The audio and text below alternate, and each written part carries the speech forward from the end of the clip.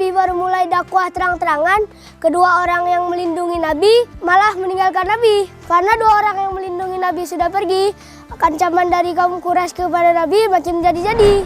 Apakah Nabi sedih? Pasti sedih. Apakah Nabi terpuruk atau membenci takdir Allah? Tentu tidak. Nah, Nabi udah nyontohin kita untuk nggak nyerah sama dakwah. Nabi sadar kalau pelindung terbaik itu cuma Allah. Selama kita yakin ada Allah bersama kita, insya Allah pasti semua masalah ada jalan keluarnya. Kita sebagai anak muda, jangan gampang menyerah. Ingat ada Allah. Insya Allah, Allah bantu. Sekian dulu video ini. Semoga bermanfaat. Jangan lupa share video ini. Wassalamualaikum warahmatullahi wabarakatuh.